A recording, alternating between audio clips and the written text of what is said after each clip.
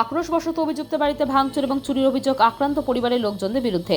পুরো ঘটনার বিবরণ দিয়ে মানিকচক থানায় অভিযোগ দায়ের করে অভিযুক্ত মহিলা ফারিদা বিবির স্বামী শেখ রাহিম। যদিও বাড়ি ভাঙচুর এবং চুরির অভিযোগ মানতে নারাজ আক্রান্ত যুবক শেখ শাহিদের পরিবারের লোকজন। উল্লেখ্য, বিগত কয়েকদিন আগে জমি নিয়ে বিবাদের জেরে ফুটন্ত গরম জল গায়ে ঢেলে দেওয়ার অভিযোগ ওঠে নিজের কাকিমার বিরুদ্ধে। অভিযোগ, বিগত বৃহস্পতিবার শেখ রাহিমের স্ত্রী ফারিদা বিবি জোর করে বাথরুম নির্মাণ করছিলেন।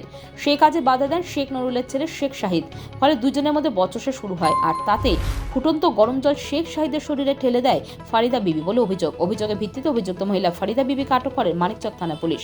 ফারিদা বিবির স্বামী শেখ রাহিম গতকাল ভিন রাজ্য থেকে বাড়ি ফেরেন। বাড়ি ফিরে দেখেন বাড়ির দরজা ভাঙা অবস্থায় রয়েছে, ঘরের জিনিসপত্র লণ্ডভণ্ড অবস্থায় পড়ে রয়েছে।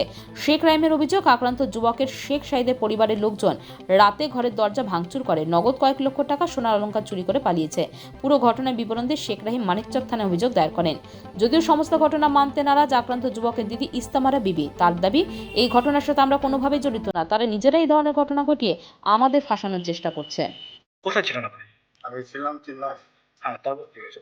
তো নিজের স্ত্রীর কাছে গেলাম, ওদের জিজ্ঞাসা করলাম, ঠিক আছে এই বাড়ির খবর কি বাচ্চাতে শোনা ছিল, আর 1 লাখ টাকা ছিল ও জায়গায় বড় বড় থানা আছে, দেখে দেখিনি, তো তুমি ওটা দেখবা আছে কি।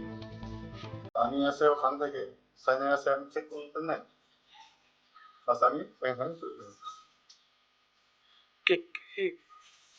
সব বাড়ি সোনা ঘর ছিল, পাঠানা কানেরই আছে, আর 1 লাখ টাকা পাচ্ছে।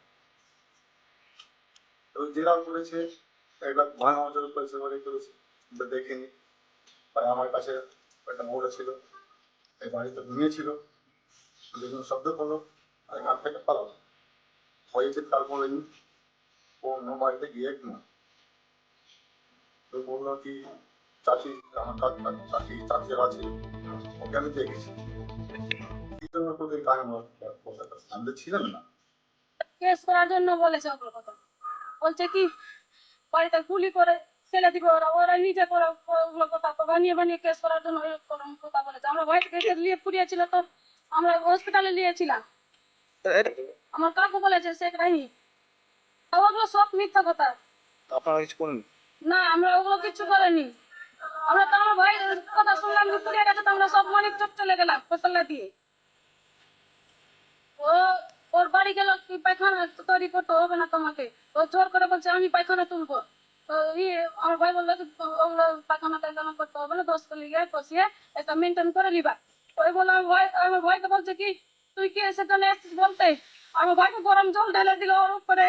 আমার ভাই মা করছে সব করছে, আর ওই নিজে জল পেলে আর হুকাল তড়কা লাগিয়ে নিজে থেকে ভেঙে চলে গেল ওখানে সোনা টেস্ট করতে, মাথাতে টুকে আর চুরি ভেঙে মাথাতে করে দিয়েছে, রক্ত বের করে।